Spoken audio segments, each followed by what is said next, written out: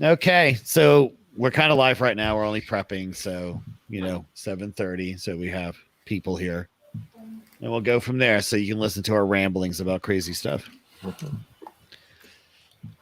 Yeah, Matt said he was coming, but Yeah, it's Matt. So I don't know. That's about all I really did. Just a couple of days in LA and relaxing. And did you make it to the beach? My sister lives by the beach, man. She lives on Hermosa Beach. It's like a 10-minute walk to the beach. And no, I avoid it. I went down to the pier because we went to the Lighthouse, which is a jazz club. It's a very famous jazz club in Hermosa Beach. And we had lunch and everything down there. But I really don't want to go on the beach because it's starting to be touristy season. So it's all packed, But we did go to San Pedro. Drove there, went down Portuguese Bend and all that stuff. So it was pretty good. What's out there in San Pedro? Well, there's many things in San Pedro. Namely, there's a big ass battleship in San Pedro. That Steve can figure out what's in there. He's thinking hard. He's thinking no. USS Iowa is there. It's in Long Beach, which is San Pedro Harbor. You got the Korean Freedom Bell.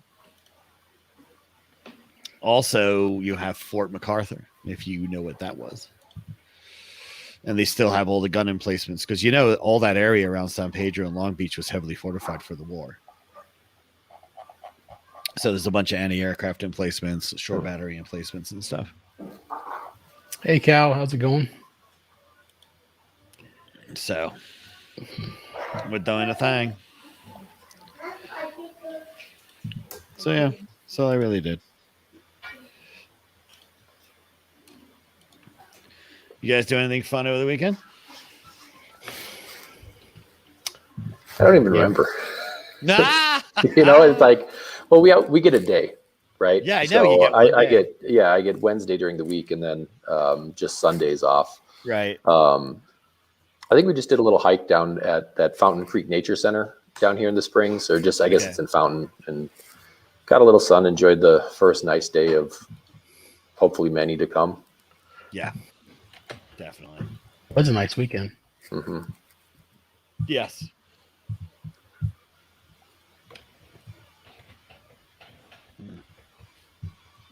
Yeah. I went to the PCA RMR. What was that Porsche Club of America Rocky Mountain Region Autocross? Oh, cool. I saw a Cayman with some livery from Porsche of Colorado Springs. Mm-hmm. Oh, so that was at Dave's? The red one? No, it was like a really weird wrap with like topographic rings on it.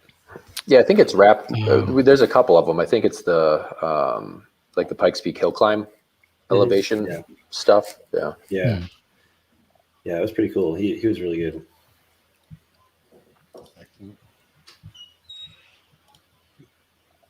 Yep. Let me see. Yes.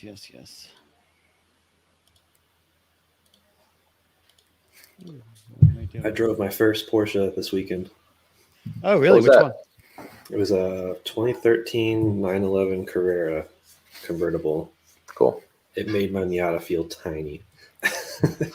Yeah, it's crazy how much they've grown. We've got a 65 in the showroom. And I mean, that probably still makes your Miata feel small, but the difference between that and the current stuff, it's just hilarious to see. Yeah. Yeah, that's true. Hey, John, what's going on? Hey, Vic. Good to have you on board. So Jordan did some off-roading? Yeah, me and Kyle took some not super off-roady SUVs off-roading, so that was fun. That's good. I did I guess it was my first official trail. It was the Switzerland Trail over north of Netherlands.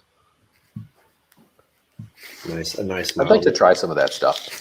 We've done like Mount Herman Road and Phantom Canyon Road and some of the stuff like that, but it's dirt forest roads, nothing too crazy. And I mean, a normal sedan would do it just fine. But to try some of the other stuff, my wife has a Cayenne hybrid, and it'd just be kind of fun to get out there a little bit more. I don't have any experience with it. We're from Minneapolis, so there's not that much by way of off-road trails up that way. Yeah, the Cayenne would do it great. I mean, it was a bit more than I think most cars could do, but sure. These had just enough ground clearance. Mm-hmm. That's cool. Yeah, actually, we've got. I think you guys must have seen it. The little Adventure 911, we call it, the one with the shovel on the hood. Yeah. Yeah, I got to borrow that last summer and did Mount Herman Road in it, and like the looks you get from Jeep people, like ripping around in a little 911 on an off-road trail, that is worth the price of admission. All in its own. Just the look of like wonderment that you don't belong. Yeah, you don't belong here, sir. Yeah, no, and it doesn't, but that makes it better. That's what makes it better. Yeah. That's great. Mm-hmm. So yeah, that's good. I think this weekend, well, of course there's Lafayette, which Steve will go to, but enjoy that, Steve. I shall watch a little F1 on Sunday. Which F1's that? Well, I see, Steve, you need to be following F1 instead of relying on me to tell you. I could care less. That's why I ask.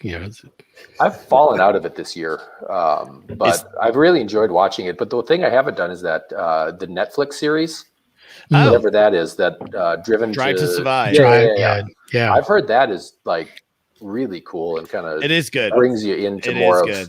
I started season 1 on it. It's really good so far. Okay, cool. That's what got me into it. Definitely gotta check it out. Mm-hmm. Yeah, my buddies and I always thought it was cool, and we went to the Indianapolis Grand Prix in 2000. It was either 5 or 6, and it's the year that like Bridgestone had a big tire issue. So I think it was Bridgestone. Or Bridgestone had good tires and Michelin didn't, or the other way around. And so we paid for tickets but got those refunded. So all we were out was the price of gas. I think we drove.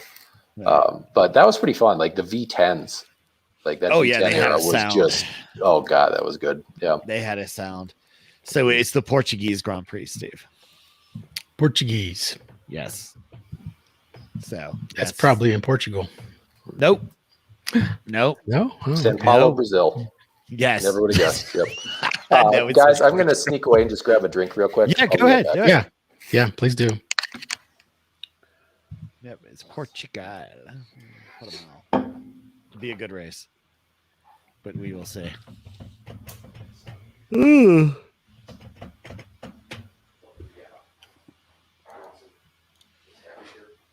That's good. All right, well, we got 7 minutes. Probably Matt will make it. If not, we'll just roll with it. Yeah, and we'll look for him. We can join him. Add him in. And pretty much it's the John show today. Yep. Mm-hmm. Good.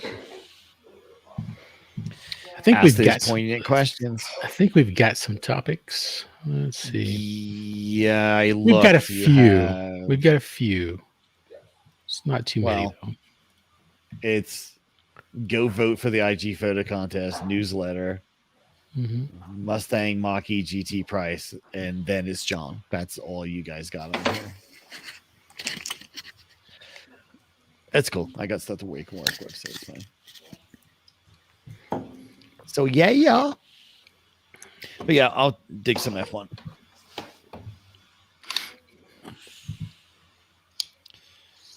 And go from that point. Okay. Have you guys gone up Pikes Peak for the hill climb before? No, I have not. I think Steve has. Okay. Yep. Yeah. I thought that was pretty fun. That's another thing that it's been a while since I've been up there. I remember, what was it, like Gran Turismo 2? Something like that, I think, was the one where they had kind of a section of it. Right. So I always thought that was pretty cool. And then we moved here, and just it's such a cool event to have just right in our backyard. So pretty fun. I went before they put the spectators in specific sections. I think they've kind of boxed spectators in now. Sure. When I went, it was you could line any corner, inside the corner, outside the corner. Yep. Yeah. Group C rally days. Yes. Yeah, kind Good of. old Group B And rally. that's what you'd have people crossing the road. Like, why are you doing that? Yeah. Yep. Yes. I loved Group B rally. Loved it. And I asked my father, I go, hey, I want to go to the rally because I grew up in England. So I want to go to a rally race. And he looked at me, kind of smirked and went, no. Yeah. and I'm like, wait a minute, you let me go to F1 races. I'm looking at him and I realized why, because I ruined it because he used to watch rally with me. And so he knew. He just he just knew. He says, "This is what my son wants to do: is to stand in the middle of the road and go." Yeah. So he's like, "Nope, not happening." That's great. Hey, Lance, how's it going? Thanks for joining. Okay, 4 minutes. We can get So, what do we think about the 392 Wrangler? Don't care. That's what I think about it. There you go. There's very specific things Terry cares about. Well, you know what? Look, it's fine. But basically, Chrysler now has a name again from the 60s and 70s, are notorious for just taking any one of their cars, sticking a big block engine in it, and going, "We made 392 Wrangler." Yeah, don't care. Just don't. I mean, I'm sorry. For people that love that stuff, go for it. Because that car, it will sell. But it really is just Chrysler and Dodge and, just going, take a Wrangler, stick a 392 in it. Excellent. Stick it out there. And that's all they're doing. Is it a ploy to get some publicity now that the Bronco's starting to come out? Maybe, but also some excitement about, for the Jeep still? But they've been talking about hot rodding a Jeep Wrangler for a while. So it's not, they have, it's been on the low key for the last 5 years or so. There's been rumors about doing it and stuff like that. And then you have things like, the Trackhawks come out and stuff like that. So I don't think it has any response to the actual Bronco. I really just believe it's them going, hey, might as well put that 392 in a Wrangler, see what we get. That's the first time it's gotten a V8, right? Yes. So, I mean, that's pretty cool. In the Wrangler platform. Yeah, that's cool. Mm-hmm. It's just, that much power and everything, it's kind of pointless off-road, but it's not going to be marketed to the true off-road enthusiasts because they're not going to go near that thing. So are they going to drop a Hellcat motor in one? And it's going to happen. Is that next? If this sells X amount of units that justify a Hellcat motor, it will happen. But I'm sorry.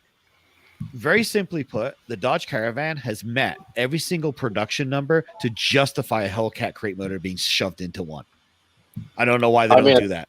I mean, as a kid, I never wanted a minivan, but now I've got 2 kids of my own. I'm like, minivan life would be cool.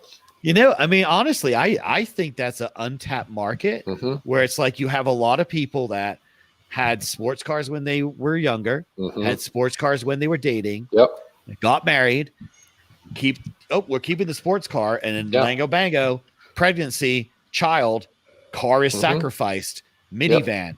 And you should take a minivan, spruce that thing up, stick a big block in that thing, and say, here you go. Yeah. Dual clutch transmission, rear wheel drive.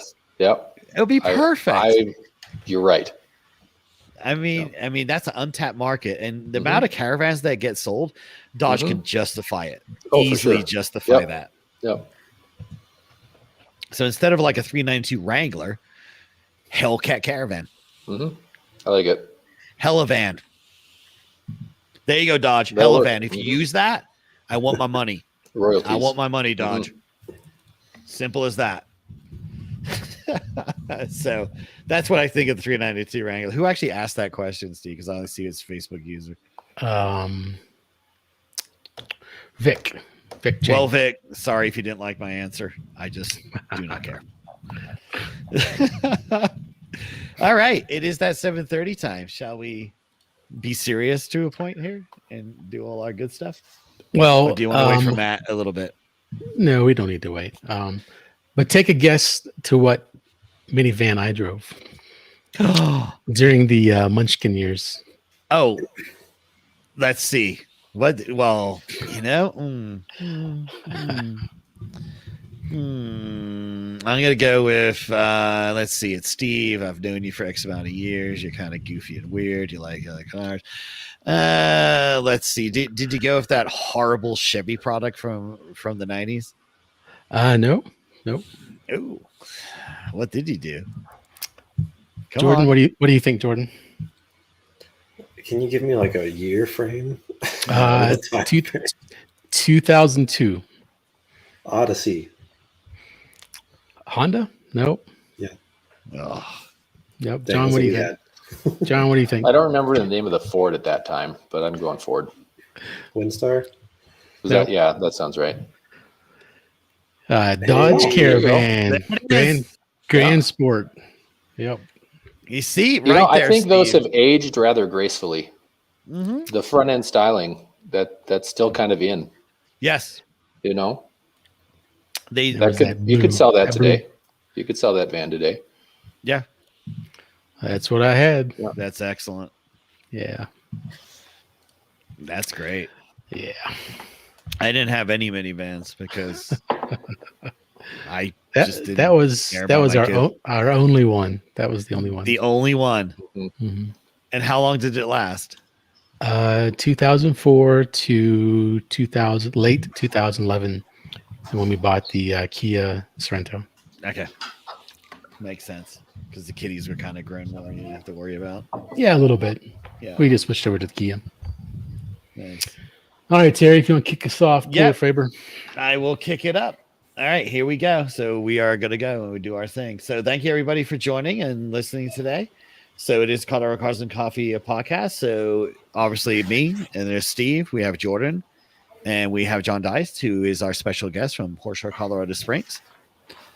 So let's just get into it. We'll just go through the events real quick. So on April 29th, 6 p.m. to 8:30 is the Hot Wheels Legends Tour virtual car show. So basically just go to their Facebook and you do a virtual car show real quick and check out the Hot Wheels Legends. And then I think I'll steal Steve's thunder. Or will I? You won't. I don't think you It's have not that hard. And then, of course, the big news, which everybody's been waiting for. Yes, this Saturday, the Lafayette Cars and Coffee is officially back on. This is the officially sanctioned one. Yay! Okay, so Finally. it is 7 a.m. to 10 a.m. Hosted by Adams Polishes, Flatirons Church. Like you didn't not know where that is. I will give you a word of advice. This is the first one in a long time that is officially sanctioned, which means there'll be a bunch of cars. It starts at 7 a.m. If you want to get somewhat good parking, you better get there by 6. That's all I'm going to say. And then, seeing how you're in the area, you should go to Tip Top Savory Pies, people, because they're good pies. Oh, listen to that sponsor placement. Very nice, Terry. Nicely done. I am a professional, Steve. Unlike you. Okay, but anyway, so yes, long-awaited Lafayette. So please go.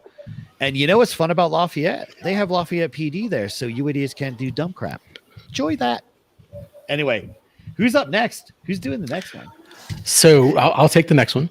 Good. But tagging on the Lafayette Cars and Coffee, Colorado Cars and Coffee will be there.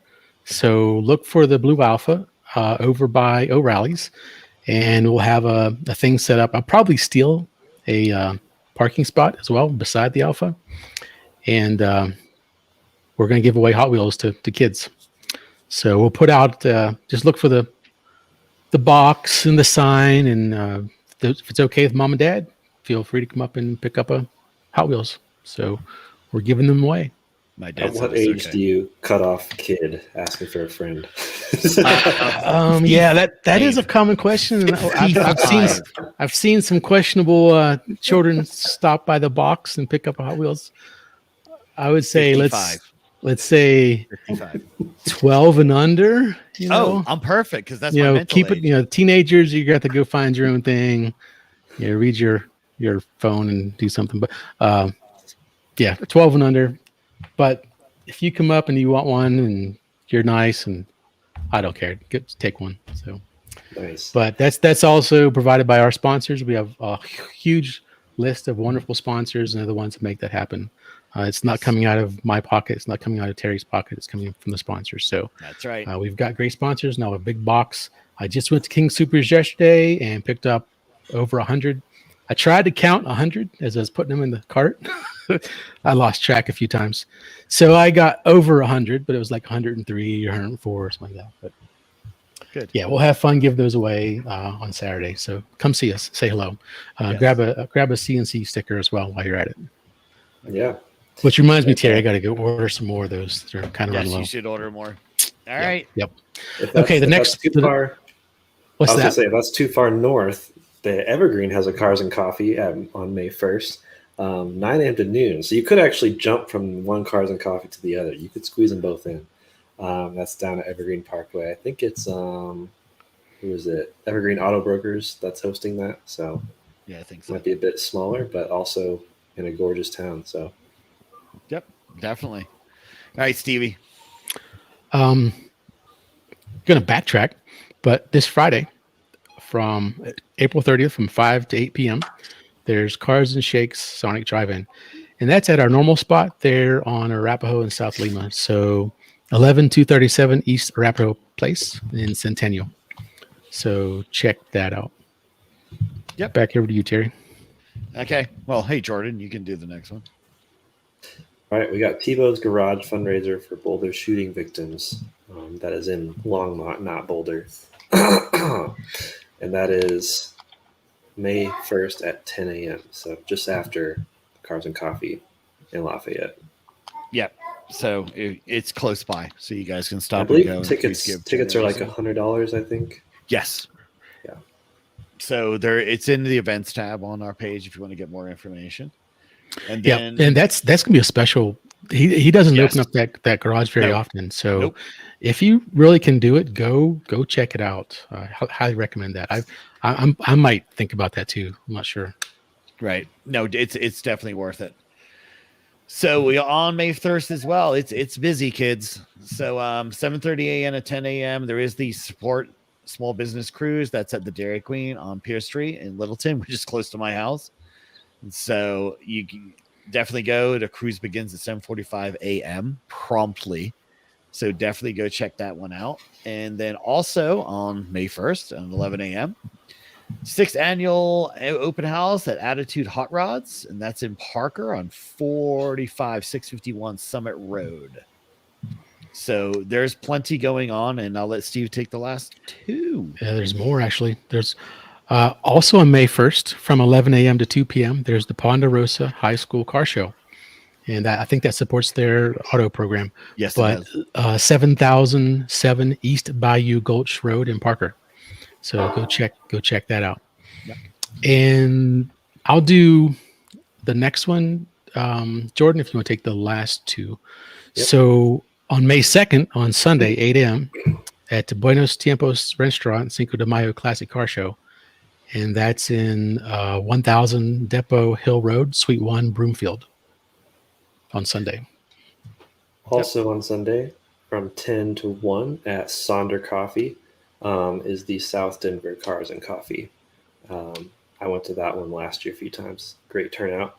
And then last but not least, in Colorado Springs, from 9 a.m. to noon on Sunday is the Caffeine and Octane 3. Is that what it's called? Mm-hmm. Yes. Yep. I don't get down that way very often, but that is Sunday in Colorado Springs. Nice. Well, excellent. Okay. So there's plenty more out there. They're on the events tab. You definitely go check them out. And again, enjoy it. The things are starting to relax. Things are starting to calm down. Events are coming. So this is how it's going to be. So with that, be smart. If you still want to wear, if you want to wear the mask and social distance, we recommend that. So, and respect others who wish to do that as well. Yep, So. exactly right. All right. So in case you didn't know, on our IG page, there is a photo contest. So definitely go to the IG and go vote. I just want to plug that for you. And also, seeing how it's Plugtown, we do have a newsletter, which some people know. Yeah. Close to 800 people know about it. So definitely sign up. Spam. Get that spam mail, but essentially that lists all the events, Also racing schedules, Bandemir, schedule for all that, test and tunes, etc. What's going on for any kind of, other racing that's out there, track days, etc. It's on there. We also will select a member to feature their ride and have them describe it and throw pictures up on there. So it's definitely worth it, just for the simple reason you don't have to find an events tab, which a lot of you somehow can't seem to do. But that's okay. That's why I have a newsletter. But that's why we have multiple ways to get the word out. I tried to post a post to the top of the group on Thursdays or Fridays for the weekend events. Newsletter, this podcast. What else? Instagram. We post them up on Instagram too. Just on Instagram too. So, yep. So look for the events. We can't catch them all. We try, but if you do see one that we've missed, just post in the comments somewhere or message one of our admins, and we'll try to get that post up. So. Exactly. So perfect. So that's all the events. So we do have one quick little thing we're going to talk about, and then we're going to go talk to John about his experience with Porsche, etc. And we'll get his input on this wonderful thing. So basically, we have a Ford Mach-E GT with the GT performance, which is interesting. So let me share this nonsense real quick here.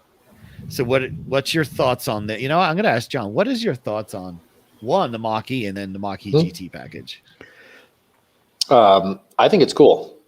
I'm glad Ford's doing it. I think putting the Mustang name on an electric car, I can't name the journalist that mentioned it, but somebody was saying that, they think that putting the Mustang name on it kind of set them up for how they would develop it. You could have, you probably should have called it like the Galaxy or something like that, right? It's futuristic and stuff like that. But to be a Mustang means performance, means handling, crowd eating, things like that. But I think overall the concept is pretty cool. Everything I haven't driven one yet. I've sat in it and kind of poked around on some buttons. It seems like a pretty compelling package. And if electrification is the future, it's nice to know that companies like Porsche and Ford are both taking it seriously and making it performance oriented and not just doing electric cars for just transport. They're still going to be fun. Right. I mean, yeah, I agree. It's an interesting package because it's like 480 horsepower, 600 pounds-feet of torque, etc. So that's 28 seconds, which is actually really not bad. So yeah, I mean, just to talk about what John was saying, I'm definitely for these. This is how it's going to be. So they keep developing, these and making them more performance orientated. And then it also, the generic go around, get you the A to B, because that's really what it is. Because cars, even when they first came out, there was as soon as the first car came out, someone found a way to make it faster, and people would race.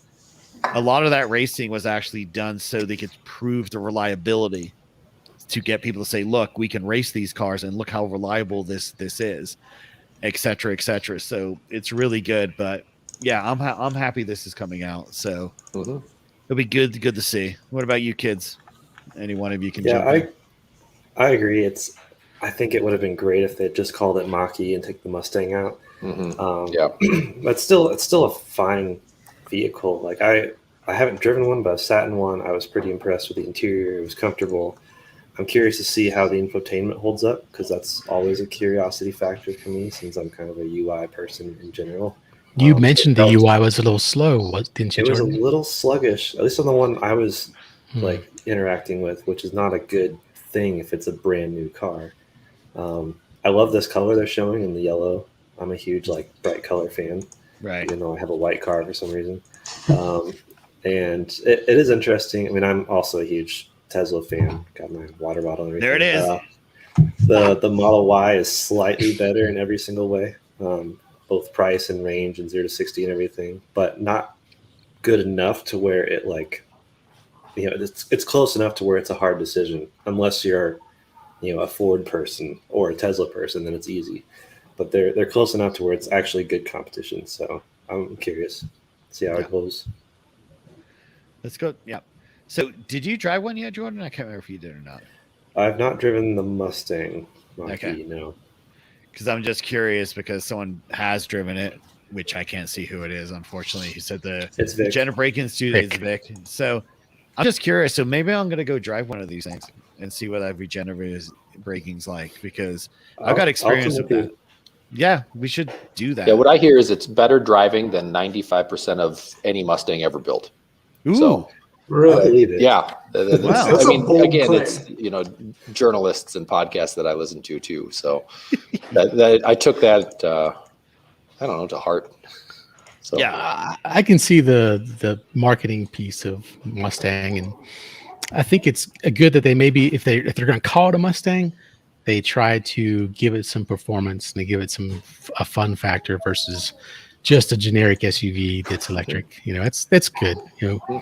Hopefully they took that to heart when they built the car.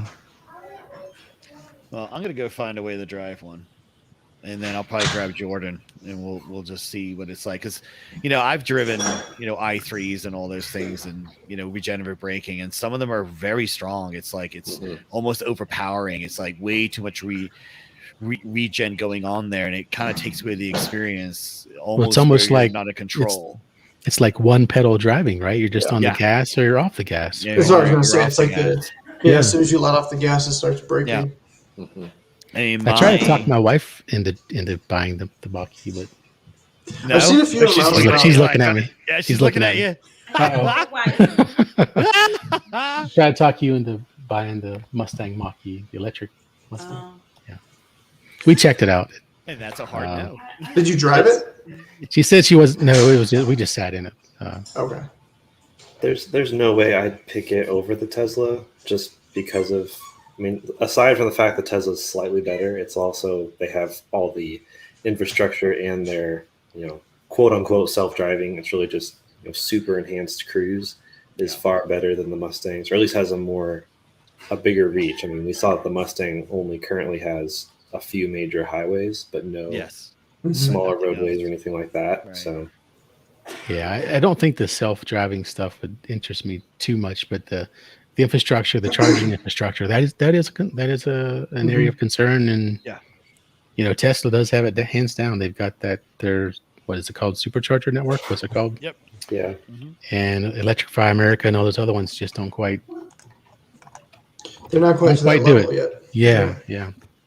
Yeah, but that's definitely changing too because Electrify America is building out the infrastructure as fast as they can. Tesla just has a head start. Well, and their head start is because I'm going to build an electric car, and the only way for me to sell this electric car is to make sure people who buy it can go charge it. Mm-hmm. So, they handled the infrastructure at the same time that they're marketing the car. That's just smart business. Period. I mean, that's what you have to do when you have like a major automotive maker like Ford. They're not worried about gas stations because gas stations are not their problem. There's gas, so they're just producing cars. When you start moving into electrifying your entire fleet, you have that mentality of, well, the infrastructure already exists because there's gasoline. Oh no, it's not there because gasoline is completely different. That's why personally I think hydrogen is the way to go because you just I wonder if we'll see standardization of charger networks or not. Well, they're trying. Think that'll happen? They're trying, but a certain person just somehow doesn't want to cooperate. I don't know who that person is. Elon. I think we're seeing that too, and not to get political, but that's a big part of the speech last night was talking about infrastructure and bringing internet to everybody and bringing electrification to everybody. And there's a lot I like about that. There's a lot that makes me a little nervous. I like my classic cars. I like my gasoline power plants and stuff like that. And I'd really hope that, my kids' can experience something like that. But for that to happen, I think we probably need to be, and globally, not just the US, but, be more mindful about what we're burning and figure out a way to kind of mediate that. Porsche's working on synthetic fuels. I'm sure there's other companies that are doing similar things. Hydrogen is awesome. But if we can, as a first step, if we start working towards getting electric chargers in all the cities and in small towns and stuff like that, so it becomes a viable option, I think that's pretty cool. Yeah.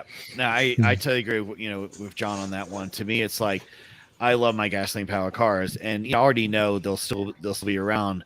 But if we can create that infrastructure for hydrogen plus EVs to where the daily driver is now being an electric, and then you still have your gas burner for the weekends and having your fun, the impact on the environment is going to be much easier. And yes, some people say, but the batteries and the mines and everything. Yeah, well, you know what? I don't want to debate science with people that post pictures of a mine that's not even a mine anymore. Yeah, there's a hole. Yeah. That's a crater on the moon, buddy. Right. So just stop with your I didn't research anything and I'm posting something I saw on a Facebook page of somebody who doesn't understand science.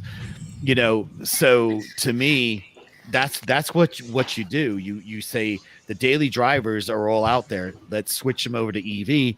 You still have gasoline pumps because the demand for gasoline is going to be lower. And then bingo bango, I can get out there and drive a classic Porsche or drive a classic MG. And, a classic MG is going to go from my driveway to a stop sign and brake because it's a classic MG. But a little bit. Yeah, just a tiny bit. So I think that's definitely the way to go. So I'm really curious if they standardize the infrastructure, which I think needs to be done. You got to have one standard when it comes to EV charging, and it has to be done. And Elon has to acknowledge that. And also on the flip side, the government has to acknowledge that he is the leader in this and say, okay, well, we'll dance to your tune. Because you're the leader in this. So do we think it's for the feds to step in and say, here's the standard?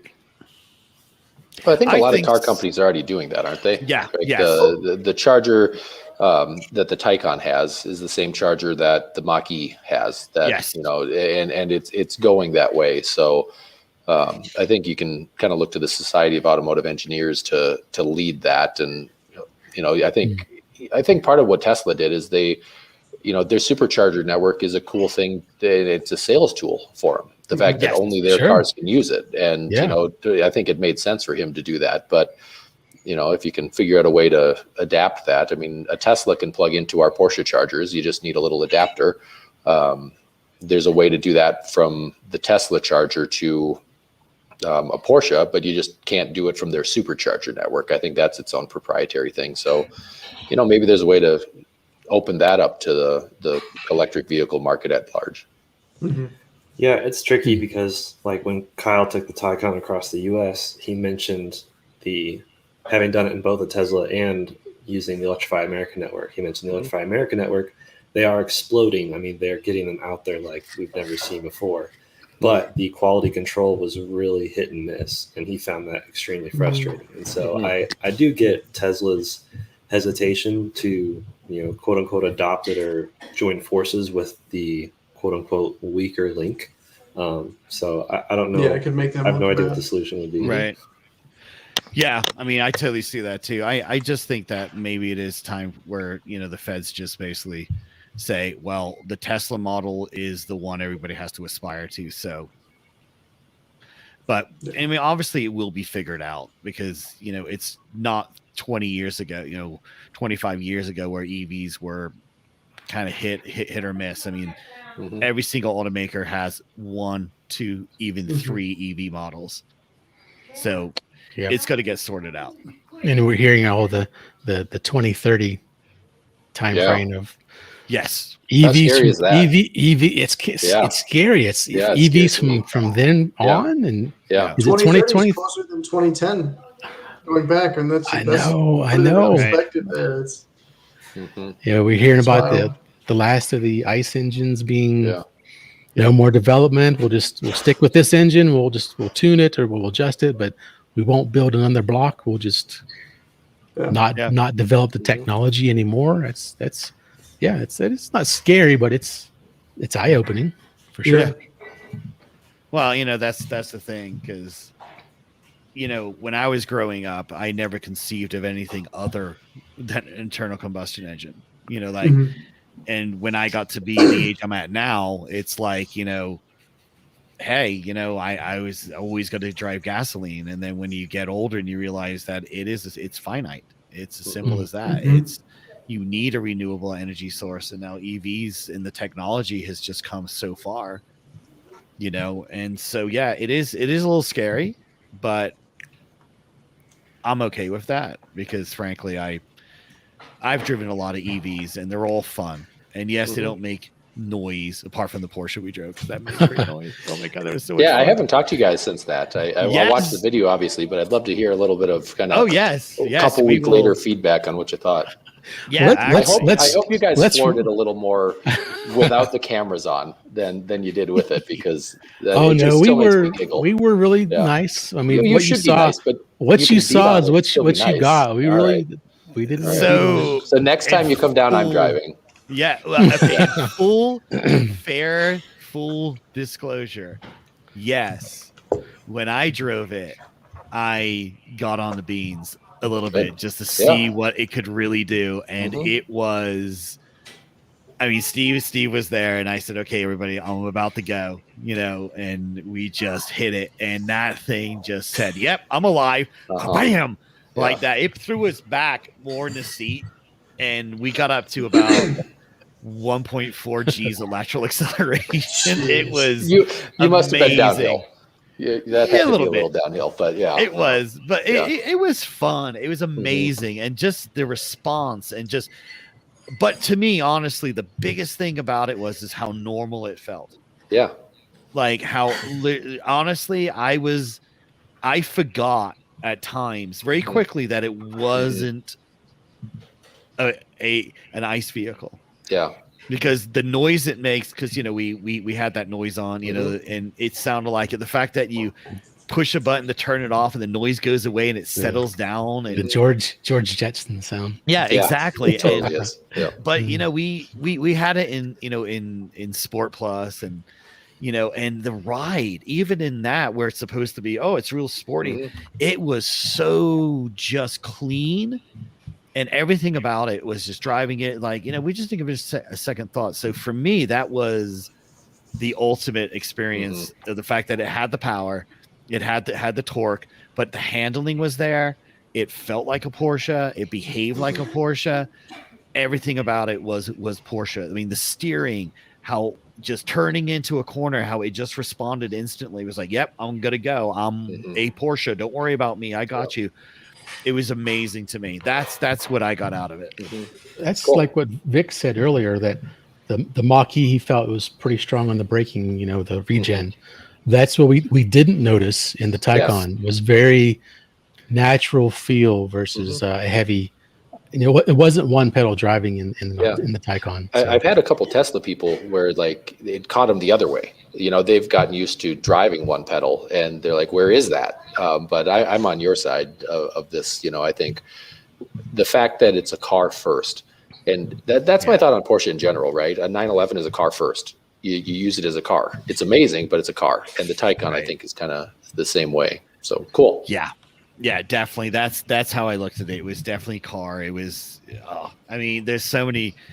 I mean, we were smiling whilst we're driving it. We were having a good time. I mean, just even we were giggling like a couple of giggling like killer. I don't think I've ever seen Terry like that before. Yeah, it was just, you know, you have an expectation, you know, going, okay, well, it's another EV, it's a high powered EV, it's a Porsche. Let's just see, you know, and when those expectations are just absolutely destroyed.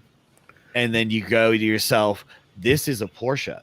It just has a battery pack. That's it. I mean, it really hid the weight well. Yes. That's what shocks me. Yeah, it really did. Yeah. I couldn't believe it weighs a lot. Yes, the center of gravity is lower, but it absorbed it all. And just, you know, it's just like the handling. It really was. It was so responsive.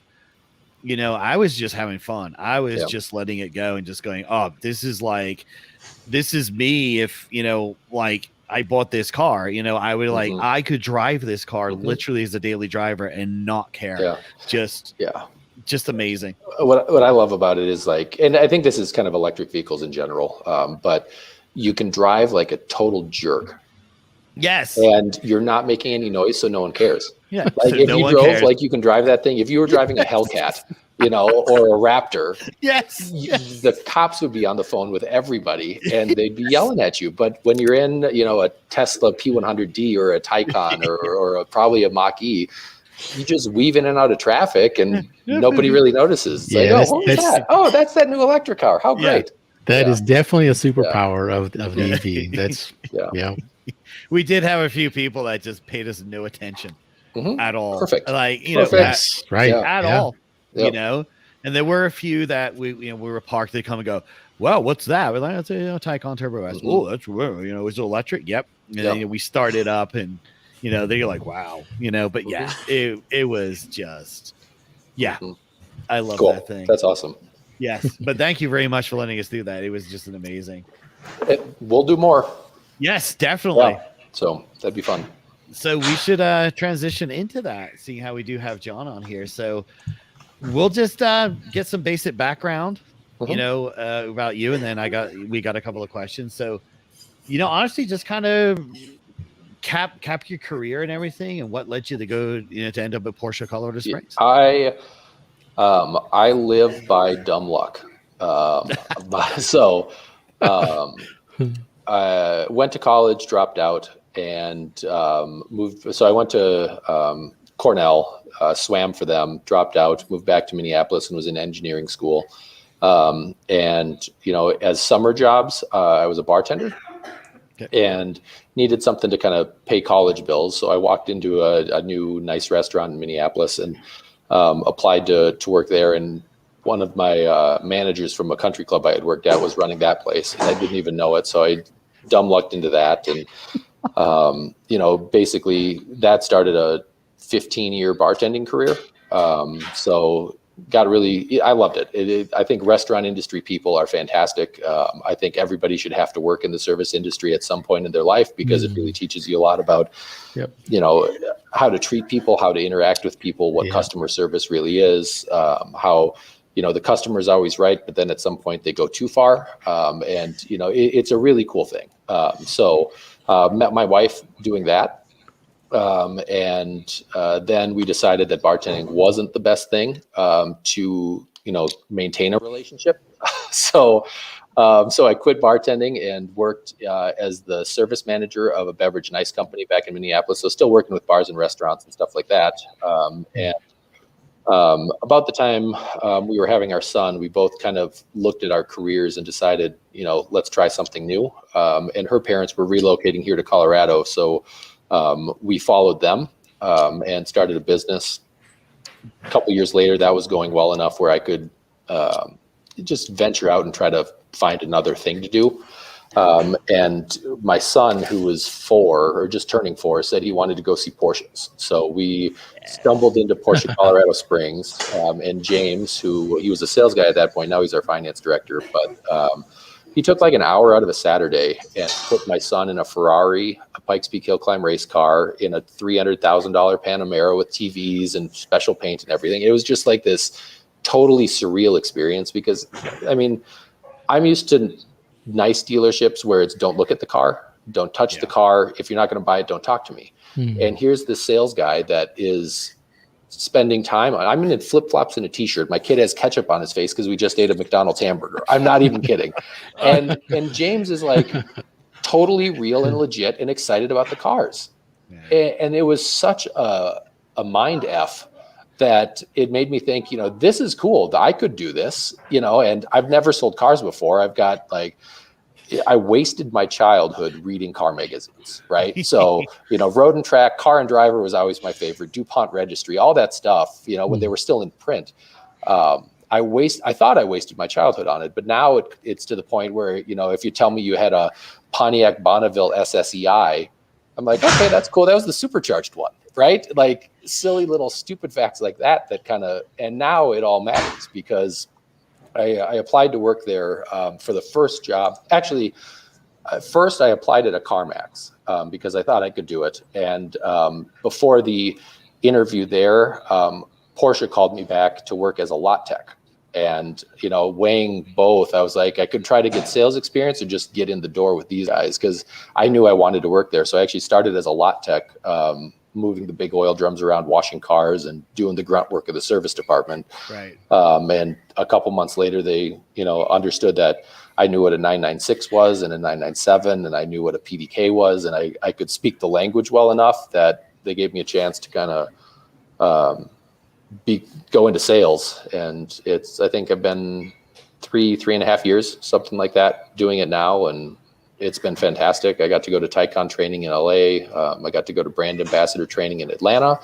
And it's just, I'm a kid in a candy store, right? I mean, it's like if any of you guys worked at the Porsche store, right? We get something new in, and I am just a total geek about it. And, it's just the best. So I just count my blessings. It's pretty cool. That's excellent. I mean, that's fantastic. Yeah, it's silly, but it's fun. Yeah. No, it's like I can actually relate, because when I was very young, living in England, there was Porsche of Wilmslow, which still exists, and Wilmslow is like Cherry Hills Village. Very, very rich. Mm-hmm. And my father used to take me up there to go look at cars. There was a Ferrari dealer there, which is closed. Porsche of Wilmslow. There's a Rolls dealer, and we went to the Porsche dealer, and this was probably 1977, 78. And they had a 930 turbo, and I was like in love. I was like, oh my God. Ah! And the sales guy just looked at me and my father and just said, I can take your son around in this car. Wow. And my dad's like, he looked at me, you want to do that? I was like, I just got in the car. I'm like, yes. Mm-hmm. And he drove me around, and then he drove me in another couple of cars. Then it turned out the owner of Porsche Winslow at the time owned the Ferrari dealership. So they ran us over there and took me out in a couple of Ferraris. That's cool. So that was what got me. I was already into cars as a kid, but that's my fondest memories were every Sunday going to Porsche of Winslow, because they would just let you sit in anything and say, oh, you're, and that I can relate. That's an amazing thing. I mean, what a difference it makes, right? Yes. I mean, like, to me, a car is a car until you share it with somebody, right? Who cares what you've got if it's just yours? Like, it doesn't matter. And to be able to share it and kind of perpetuate this sickness that all of us have is that's what's cool. I mean, that's why I pass out Hot Wheels, right? That's why I get the kids excited about it, because it's so much more fun. I just delivered a car to a couple tonight. They brought in their 3 kids, and like, I couldn't get a word in edgewise because they were like inside the car. It was a 2021 911 Cabriolet. And the kids are learning how to push all the buttons and put the top down. And what does this do? Where's the engine? And they also drive a Tesla. So they pop the front trunk, and he looks in and he's like, this thing's electric? What? And I had to explain to this, probably 8-year-old that, no, it does have an engine. It's just in the wrong spot. It's all the way out back. So, and that's what, hopefully will keep this alive, right? Is future generations loving it. So that's really cool, Terry. Yep. That's excellent. So, well, that's good. So, and you've been out in the Springs for how long now? We've been here for, I think, 7 years. Something like that. And then at the dealership for 3.5 of them in sales. Nice. That's good.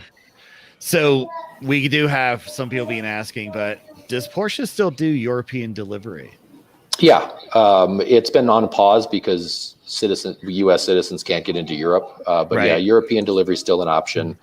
I think they're targeting kind of September, October for that to be back officially open, but it's going to depend on the EU and Germany and things like that more than Porsche themselves. Yeah, that's true.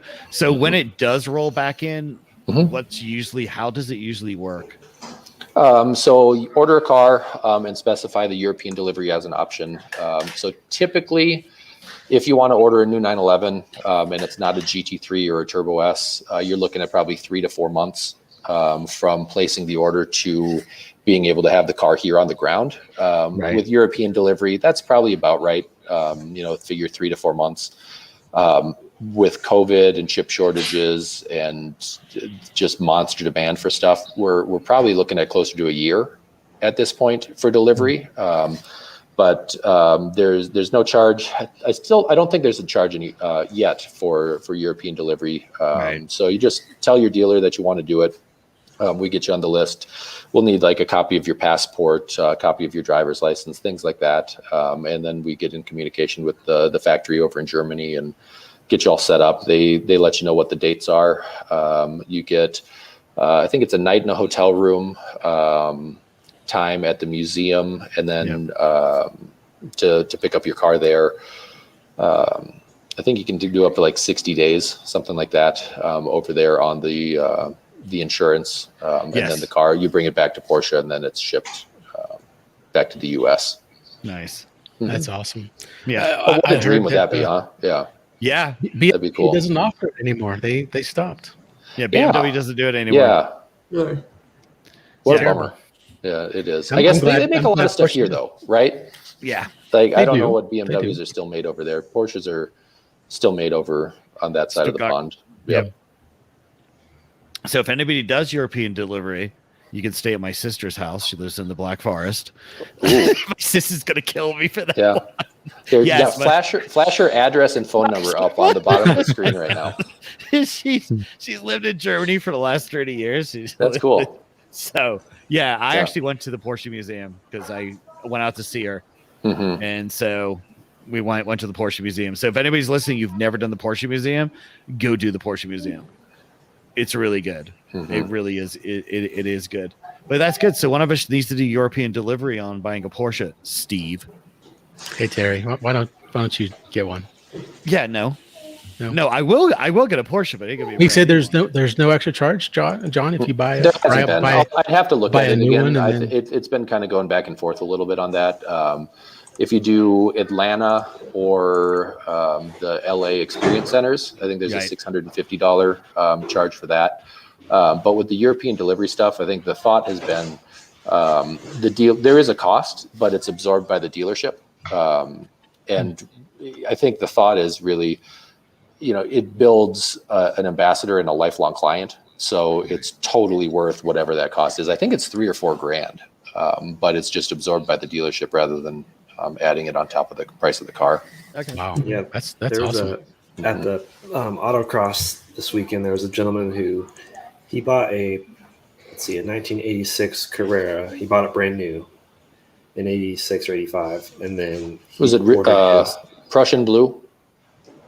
I'm not sure. Yeah, He it's didn't fine. bring it. You're good. He Yeah. brought his new 2020 Carrera 4S Oh, cool. that he ordered it to be done European delivery Yeah. like last April, right after everything shut down, which was a bummer. Mhm. So he was really bummed because he Yeah. decided to buy his second Carrera brand new and this time do Mhm. European delivery. Mhm. He was upset at the whole COVID situation for that, but Yeah. it was a gorgeous car. I mean, he drove it hard. It's cool Mhm. to see people taking cars that were made to be driven, like Mhm. out on a track or an autocross, and actually drive them. I think that was my biggest shock with working at the dealership. My parents had a 2004 Cayenne. They put 175,000 miles on it before they traded it in. It's still the favorite car my mom has ever had. She just loved the thing. And, the dealerships in Minneapolis, I didn't have much experience with them because I was, I don't know, in my teens and 20s, right, at that point. So I wasn't there all the time. But working at the dealership and seeing how many people are in for tech inspections and to do the first meetings for high performance driver education and coming in to get new tires because they just cooked through another set. Like, It's amazing, because you look at these cars and that's what they're built for. That's what they should be used for. But it was always my impression that, they can do that, but do people really do it? And no, they do. They really do. I mean, it's the best. Yeah. Does Porsche of Colorado Springs encourage that? Do they have track Mhm. days and Mhm. those kinds of? We try to do at least one track day a year. Okay. Sponsored by the dealership. I think last year it got canceled because of COVID. The year prior Yeah, to let's that, just we forget 2020. Yeah, Let's exactly. talk maybe So- 2019 or everything we do, rather than doing TV ads or magazine ads or television or whatever it is, we take our money and put it back into our clientele. So we'll do track days, we'll do driving experiences and things like that.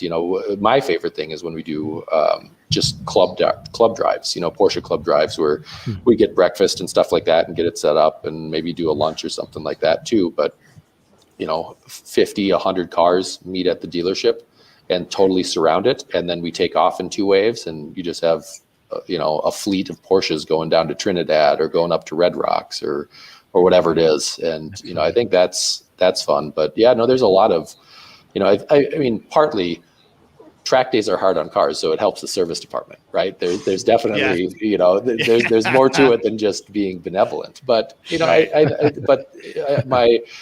just on Tuesday, I think, there's a driving instructor that works for Porsche that coordinated a track day, and our GM and our dealer principal both went with a bunch of other guys. So, it's worth enthusiasts through and through. And I think that trickles down to me. I've never been out on track other than at the Porsche Experience Centers, but how much do you think I want to now? Because I hear about all my clients. There's a woman that I sold her a Carrera 4S probably 2.5 years ago, something like that, a 2007. Totally awesome car. She went to a high performance driver education thing, swallowed the hook, and burnt through tires, did all of this, made her husband buy a Cayman, decided she liked how the Cayman drove on track better than how her 911 drove on track, so her 911 is now her daily driver, and she bought a 2011 Cayman S that's all track prepped from us then. So God. Yeah, it's it's cool. Yeah, I'm jealous. Someday. Someday. Minivan first. Hellcat minivan first. Hellcat minivan first, people. Yep. No, I know, because someday I will get my Porsche, which has to be done because. So I mean, what do you want? What's your target? So I want probably a 997. So 2007 997 convertible. A 4S would be really good, or just a regular S, or just a regular Carrera, honestly. Yeah. I just would like to get one. I do look at Caymans, thinking that maybe I just want to get a Cayman, and it's not settling on a Cayman because I love those things. I love convertibles, and it's kind of but a 911 is what I really wanted. I've always wanted, so it's kind of why sacrifice that just for the sake of, oh look, I can find a Cayman for $25,000, and oh well, this one is 38 and it's a 911. Oh, but I'm saving $10,000. It's that's stupid. Buy what you want. Yeah, exactly. I mean, and that all stems from the 70s and seeing the 911s out there. Well, I mean, if you got to drive in a 930 as a kid, I mean, yeah. That set the hook pretty deep too. Yeah, it really deep. And then in the 80s, my father bought a 77 911 SC. Cool. And my brother told him, because I lived in Manchester, so it rains, not as much as people think, but it rains and the roads get sloppy and stuff. And this is there's no traction control or anything like that. My brother told my father, he goes, you don't want a 911. It will swap ends on you because you need to pay attention. Because it's a 77. My dad's like, whatever, don't tell me what to do. He buys it. He had it for about 2 weeks, and it rained. And my father drove fast and loose at times, and it swapped ends on him. Scared the jeebus out of him. He sold that thing within about 3 days later, and it was gone. And I'm just what happened to 911? Well, see, so what he needed was high performance driver education on racetracks. Exactly right. That's what he needed. He lifted. Yes, that's what he got did. A little squirrely and he lifted, which is what you're supposed to do in everything else except a 911. Except a 9. Exactly. So it scared him, and he's it was gone. Yeah. Then about 3 months later, he bought a 924 turbo. Cool. And I've never driven one of those. He loved it. He loved it. And it had the old dog leg, which he hated. And so I'd be driving with him, and then basically I learned how to swear effectively from my father. But I learned how to swear in complete sentences so it makes sense with more swear words than proper words because of a dog leg. Because my father, how many times he thinks he's in first? He's not. And I would look down and go, Dad, you're in reverse. He's like, don't you? And then he reverses it in this whole string of curse words. And you're just giggling, just going, Dad, seriously. You know, he loved that car, though. Loved it. And it was that two-tone green. Oh, so it was like, yeah, it was, he loved that car. That was a great one. I love that thing, too. Yeah, but that's where it stemmed from, because I got the ride in the 930, then he bought a 911, and I had posters of 911s, and then my brother was an independent mechanic who worked on Porsches and Ferraris and stuff, so I go to his shop and I would see, Porsches all over the place. It was just, and 911s always stuck in my head. So, they're special. They're unique. Yes, they really are. They truly are. So actually getting into the classics. So I know that you guys are Porsche Classic Program. What exactly is all that? What does it do? And what does it give to, somebody who comes in like a regular customer? Yeah. So the Porsche Classic Partner is basically a dealership that's, made a commitment to service and sell the classics and keep them on the road. So we've got multiple technicians that are familiar with them and can work on them. But one in particular that is, I think three technicians in the nation went through the class for the first time and is like Porsche certified to work on the classics. So I think that's kind of a cool thing. The thought being, a lot of dealerships will maybe have one on the show floor, but it's probably the owner's car. Or, a very good client's, and it's not really for sale. If you wanted to offer them something stupid, anything's for sale, but it's not really. Our dealership is the other way. I mean, our classic manager, Justin, he started as a technician and then worked his way up to, now he's being I don't know about up, he'd probably disagree there, but is now the classic manager. And, to have the cars and make decisions on what should we do, what makes sense for this car. We'll sell projects. We last summer I sold a 1972 with a crazy patina on it. We found it rusted in a field, and it didn't have door handles, and it hadn't run in who knows how long. And the red orange. Tangerine, exactly. Yes. Yep. And so we pulled it out of a field, washed off the bottom. It was actually really solid. It just has this crazy kind of crackled, rusty paint patina over the top. And we found a client that thought that was cool and wanted to do a mechanical restoration on it. We got it to running and driving, right? To make sure that it was safe to run and drive and stop. And then now it's your choice. What do you want to do with it? Yeah. Do you want to do a full restoration? Do you want to just drive it in as it is? Do you want to make little improvements? And to kind of make those decisions, I think is pretty fun. Because, financially, it probably doesn't make sense for us to do everything that we can. Yeah, perfect. Yep, that's exactly it. Yeah, it's a 72, so it's got the little the external oil fill just behind the door on the passenger side. Right. That's oil, not gas. And they found that a lot of people were filling it with gas there. That wasn't good. So this is the only year that that external oil fill flap exists. So it makes it pretty rare. But just I got sidetracked. I don't know. It's cool to figure out what the right thing to do with a car is. Some deserve full restoration and need it. And for me as a guy that loves this stuff, I've got a 71 Volvo 1800 that's been kind of a restoration project for me. And the classic stuff is just cool and fun. And it needs commitment to keep these things running, right? The people that know how to work on them correctly and appropriately, and it's getting more and more rare. And I think the fact that Porsche as a brand has committed to keeping parts available and stuff like that is really cool. You can actually, I've got a client that's doing a 1977 wide body conversion. Somebody had a 1977, it became a wide body, and he's turning into kind of an IROC race car. And he wanted to do a sunroof delete. We bought a new roof for the car directly from Porsche without a sunroof. So they're going to cut the old one out, put the new one in, and it's a real Porsche part. I mean, that's great. It's just pretty cool. So, the Porsche Classic Partner thing is just the commitment that we're going to have people that can work on these. We're going to have them for sale. and we're gonna do fun projects like this. And you'll support them. You'll have the parts, and you'll have the technicians that can take care of them. That's really special. I think it's fun. You drive the new stuff, and what happened to me is I love the new ones. And then working at this classic partner, I got to drive a 1970 911S. Pretty sure that's the best car that I've ever driven. Yeah. And it just, there's something about them, and you get kind of curious about this new GT3 is amazing. Well, what came before it? Right. Oh, that GT3 is pretty amazing. Cool. What came before that? And you just kind of keep working back.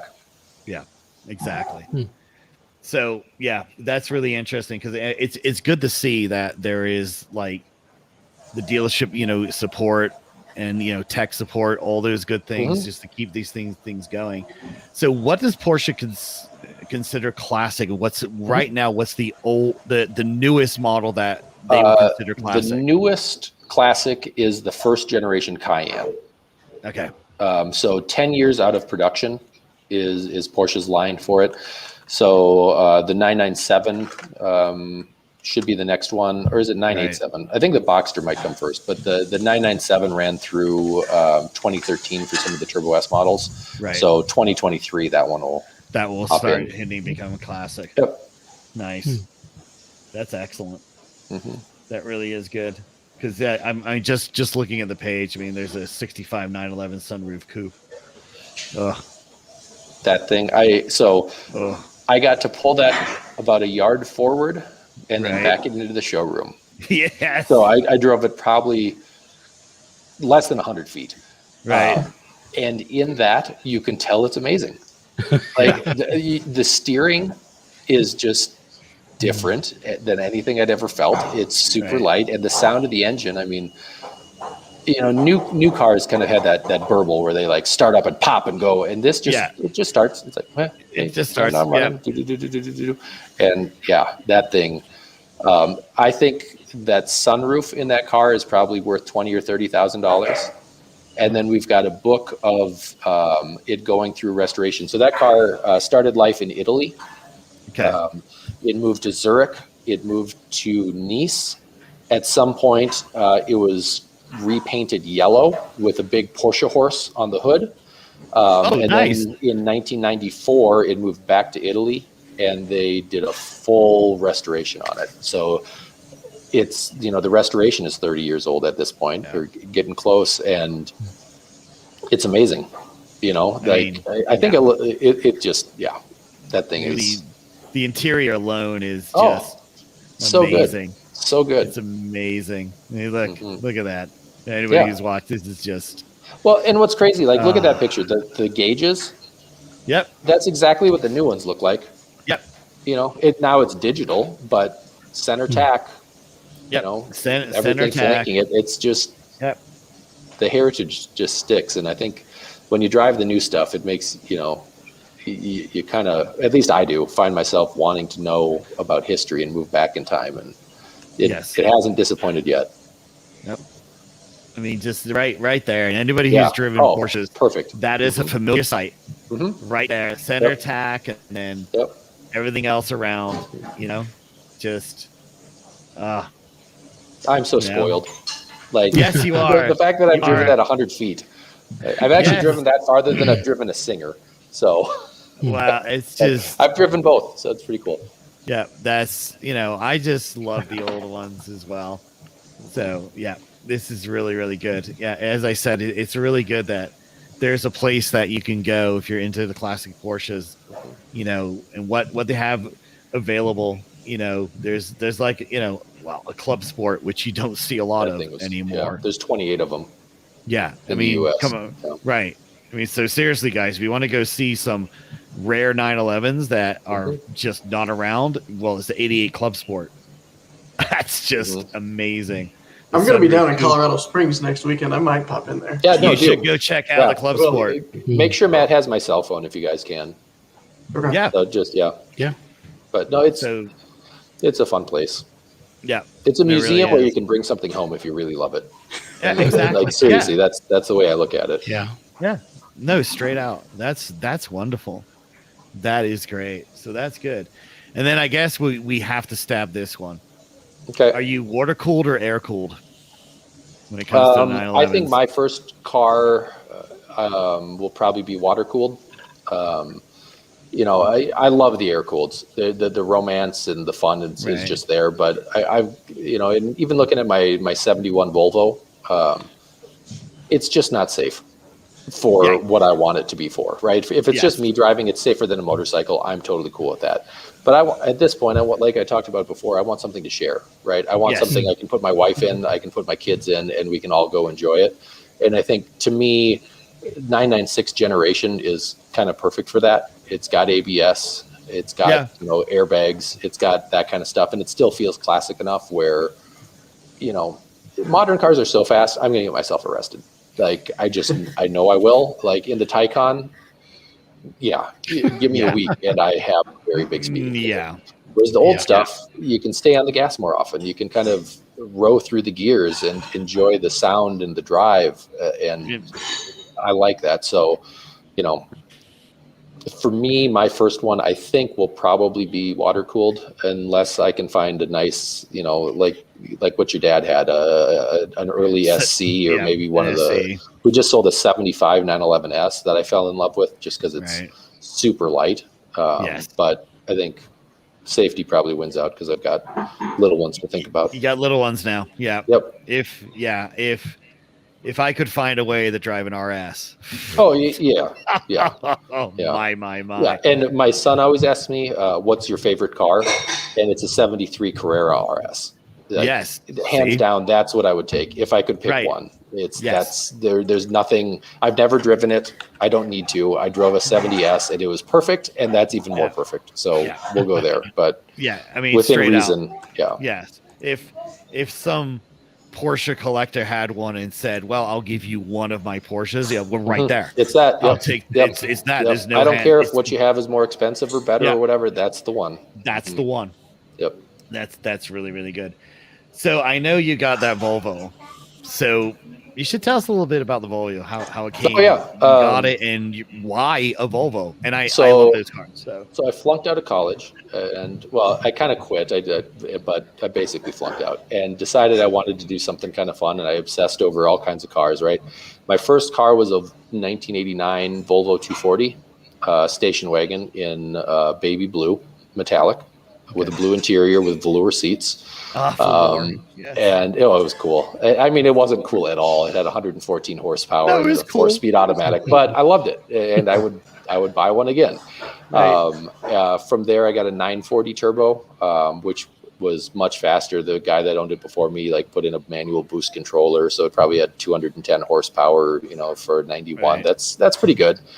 And then I started looking at different kind of cool cars and what could I afford. And my buddy actually bought, he won this one. He bought a 1970 911 Targa that was in parts with the fenders off of it, the engine out, for $5,500. And now he won, right? It's restored and it's worth, I don't know, $100,000, who knows? Right. And it was about the time Monster Garage was on. And all of those I shows, right? Yes. And so they made and overhauling and the Chip Fu stuff, right? And they made it look like you could build a car in a weekend. Yes. And so we took his car and we took it the rest of the way apart in a weekend. And then I was like, oh, this is easy. And so I seriously started the search for my Volvo, drove a couple of them, and then there was this cool classic car dealer in Minneapolis. It's now a Ducati dealership, but what was it called? Yesterday's Auto. So this guy, Al Hagen, he had a body shop and he just went around and bought cool old cars and then stored cars for people. Became friends with them, kind of started just frequenting the place. And then one day I saw the silhouette of a Volvo 1800 under the cover after I'd been looking at them for so long. And I was like, Al, where'd you get that? I want it. And he's like, no, that's just in storage for a guy. I'm just moving it around. And he's like, it hasn't started in 20 years and blah, blah, blah. He hasn't paid his bill. And then I asked him if I could look in it, and I found the guy's business card. called him, and it was a doctor that had moved to Florida, and I called him, talked to him, bought the car for $1,500 or $1,550, I think is what it ended up being. And the fuel pump was seized and some other stuff, and there was a dent in the trunk, but I bought it and got it running, and then shouldn't have, but I had it totally stripped and resprayed, and now it's black. It used to be white, and it's a little bit of a hot rod. There's a guy in New York that has been racing them since like the 60s. He built the engine for me. It's got a transmission out of a Mustang Cobra. It runs Mega Squirt fuel injection. So fuel injected, it's got disc brakes, it's got an oxygen sensor and stuff like that. It's just kind of a fun little project car, but I've had it. I'm not a good mechanic, which is why you don't want me working on your cars. But I was good enough to get it apart and back together. And now I think, it's still in Minneapolis. So I'm going to get it shipped out here, hopefully in the next month or two, and then throw it at my classic mechanics and just say, come on, guys, help me out. Let's get this, let's get this figured out. Yeah. It runs, it drives, it starts, it stops, but it's not right yet. But you need it to be more than just that. Yep. That's great. And then I'll drive it once and decide, do I love it or should I sell it and buy a 996? But you should sell it by 996. Yeah, I mean, my job title says I should. Yes. But you know how it is. Like when you've got, I've probably got 15 years invested into that thing, and I'm never going to recoup the money and time I've put in. So it makes it kind of a tough, and you never do, and you won't, but it still makes it kind of tough. I know, because there's, once I'm ready and I actually do find the 911, I go, okay, I can actually do this. Mm-hmm. I'm not selling the BMW. I'm keeping it because it's worth more to me than it would be to sell. And I just don't want to deal with it, and I'll carry 3 cars. It doesn't bother me because I probably won't drive the BMW. I'll have Wendy drive the damn BMW. I don't give a crap because I'll have a Porsche, and that's how life is. That's great. I can understand it's tough to get rid of a project car. You've got a lot invested in it. Money, time, all that stuff. Even if you break even on the money, just the time that you put in, it hurts to get rid of. Yes, that's tough. And to me, I just want to drive it right once. Right. That's all I want. Like where it's sorted. I mean, it's never going to be have you guys seen that Cyan Racing P1800? Yes. There's a company. We've talked about it. Yeah. So that thing, talked about it. Like that's what I wanted to build, but I'm not Singer, right? I can't. Yeah. I'm not Cyan Racing. I can't do that. But I want to drive it and know how close I got to. Right. How much better is it than the first time I drove it with standard suspension and a normal motor in it. So. Right. Yeah. Exactly. I just hope I didn't ruin the damn thing. which is a total possibility. Yeah. No. That's yeah. There is that possibility that I think it's just trashed and it's over. That's great. Well, wonderful. Any other questions, kids? You guys want to ask? No. Look at the I don't think so. No. My dream car is a 987 Boxer Spider, like 2011, 2012. I just drove one for the first time. Wow. Yeah. I'm intrigued. I was telling Matt last night I want to drive like meet my heroes this year. And so I have a bunch of cars kind of in that range or if we have one, let me know. Seriously. I mean that's what it's for, right? You should experience this stuff. And I mean, I'm not condoning joyriding stuff, right? Like that's I need to sell cars to make my money. But within that, it makes sense to get a chance to come in and see this stuff because where else are you going to get to? Yeah. Yeah. No, it's true. And that, it goes a long way to know, ooh, maybe I don't want that. I have done that on several cars. I'm like, nope, thank God I didn't buy that because that's horrible. Or, I won't name the cars. No, I will actually. That god awful Z3. Jesus. I should have just put gasoline on that thing after I test drove and just said, well, I'm doing you a favor. It's done. It's just bad. It's terrible. But yeah. So that's excellent. So no other questions for John, guys? You guys good? Anything else you want to know about his his life. No, you guys are crazy. What's your favorite cocktail? Yeah, there you go. Oh, that's a good one. I really like a corpse reviver. It's like gin with Cointreau, lemon, chartreuse, and maybe maraschino liqueur, but I could be wrong on that. It's been a while since I bartended, but it's like a funky, herby gin cocktail. And it's made for breakfast, right? That's why they call it a corpse reviver. It's like a brunch drink. Yeah. Nice. Huh. Look it up. It's worth it. I probably botched Look the it up, recipe, kids. so don't trust me. Well, it's got gin in it. We're good. I mean, that's Mhm. I drink. Yep. that. Yeah, you'd love it, Terry. Yep. Yeah, I should try one. I really should. Yep. All right. Well, I don't think we have anything else. No, we good? You want to do the sponsors there, Stevie? Yeah, we'll do a sponsor. Sure. Let's see. We've got Hail Medic. So we're coming into hail season here pretty soon. So they're a CNC sponsor. They'll provide deductible up to $500. They'll provide enterprise rental car if you don't, and if you have no rental cars, it's not needed. They'll provide $750 worth of member deductible, and they provide a valet pickup and drop off. So they're based in Denver, but even if you're in Colorado Springs, they'll come down and get the car and bring it back up and perform the service and then return it to you. So check them out there on Facebook, Hail Medic. And that's our sponsor for this week is Hail Medic. So check them out. Excellent.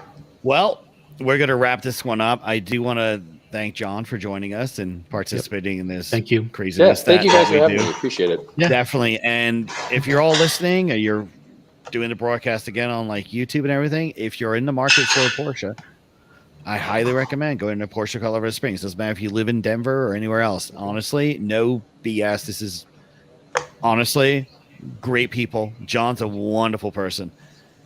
So if you got questions, stuff, come on. I'm technically a wonderful I'm person. fun. I'm a fun person. I'm not a good person, but I'm a terrible, horrible I'm an person. honest salesperson. I'll go that far. Yes. Yeah, exactly. So definitely go there. I mean, he'll answer your questions and stuff, and they do have a very good selection. And if there's an opportunity to kind of limit down what you're looking at and zeroing in, John and the entire staff will help you out. So definitely. But again, John, thank you very much for joining us tonight. Thanks, guys. Yeah, if you've never been there, it's just a car show. Amazing. Just to go there. So check them out.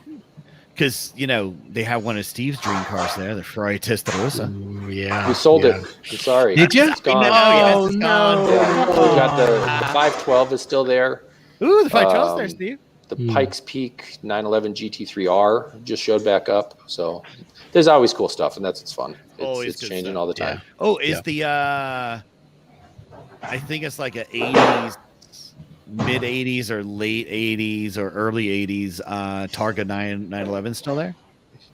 We sold 4 classics last Saturday. That was one of them. Wow. Yeah. Because The market has just been wild. I know we're done, but if you guys are looking for a car and you want one, buy it now. Because they're you see, when we were down there, you showed us that blue GT4, and you told me that was sold as well. So. No, everything. If you want it, don't wait. Just do it because just do it. Yeah, it's Definitely. gonna. I'm worried we're gonna run out of cars. Yeah, exactly. All right. Well, thank you all for listening. And we really do appreciate it. We do love your feedback. So just let us know if we're good or bad. Steve will listen to your feedback. I just don't care. And because stay in touch with your local car scene, visit your favorite social media channels. We are, of course, obviously on Facebook. We're on IG and YouTube and more. So just check it out. But we're on TikTok now. Apparently. We're on TikTok. Apparently, we're going to be doing TikTok. Yeah. Basically. Check it out. So TikTok. Check it out. So definitely check it out. But thank you very much. That's it for us tonight at Colorado Cars and Coffee. So you guys have a great night and hopefully talk to you next week. All right. See y'all later.